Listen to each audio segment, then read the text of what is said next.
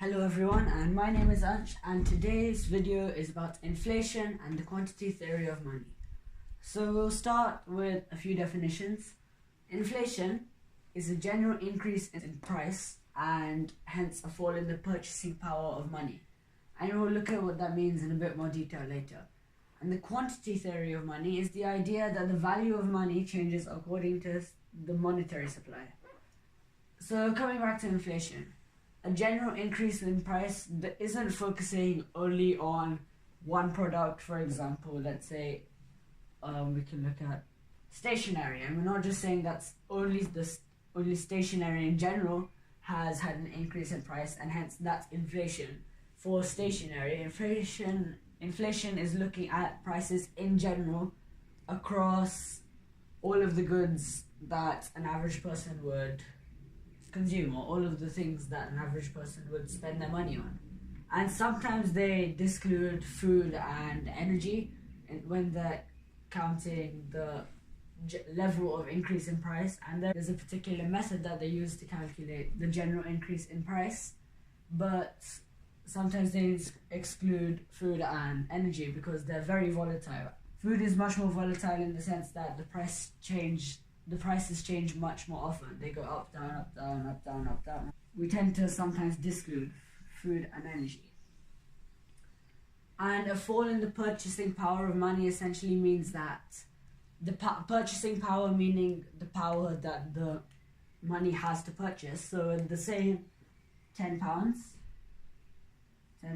let's say before we could buy bread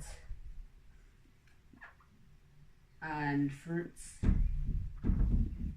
Now with that same £10 due to inflation, we can only buy fruits, and that's a decrease in the purchasing power of that £10 because you can buy less with it. It has less power to purchase.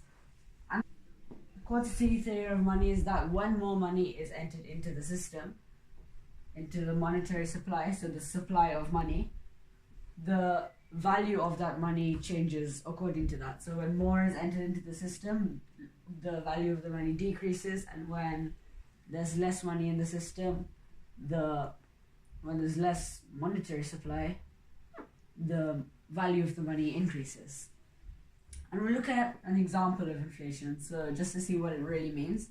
We talked about a basket of goods earlier and what you could buy with a certain amount. So say you're shopping, your expenditure for an average person is £60 a week, and now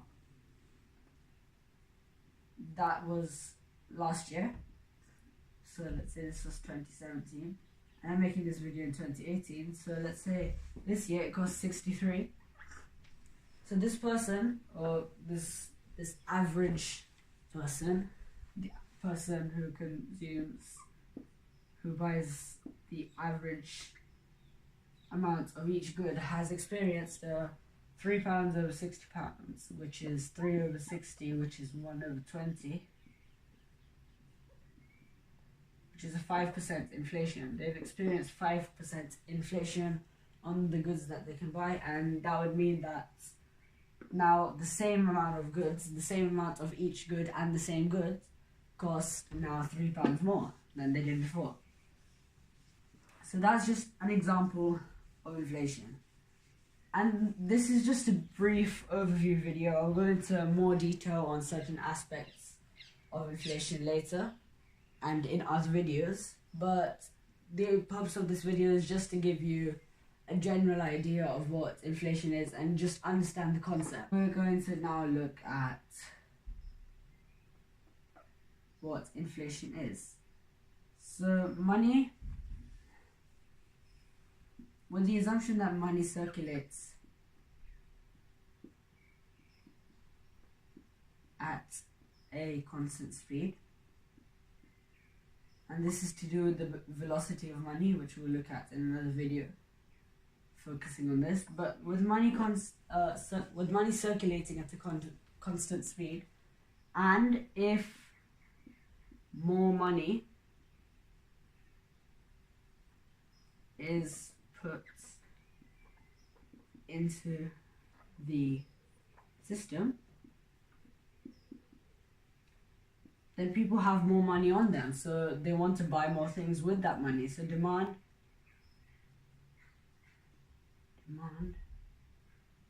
goes up. There is too much money chasing too few goods, and hence beef prices rise. A slightly less intuitive jump is, why would more money be put into the system? This step here. Surely if you know it's going to cause inflation, which would decrease the purchasing power of money, why would you ever want to put more money into the system? And sometimes governments do put more money into the system, and this is often in an attempt to boost the economy. Certainly some poorer governments, with the example of Zimbabwe, I think up until 2009, there was extreme inflation, actually hyperinflation, which is a very extreme example of inflation. And the idea was that so much money was put into the system in an attempt to boost the economy. But this actually often doesn't work, because, as we've seen, the prices rise, and then the money actually has less purchasing power, so nothing changes. Even though they have more money on them, that still means they can buy the same amount of goods with that more money. And it doesn't work in other countries as well. Say you've got more money now, you can't say, well, I know the prices have gone up in my country, but maybe someone from outside, so let's say this is inflation country. This is an island called Inflation. Inflation can't just say that I'm going to spend my money on goods in the USA, and I can now buy more of them because I have more of the notes. But inflation hasn't happened in the USA. It's happened in inflation the country.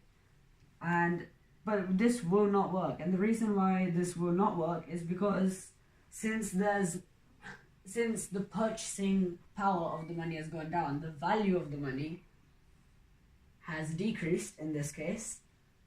Now USA is going to value inflation's currency less. So before they would have, say, charged £10 for those bread and fruit.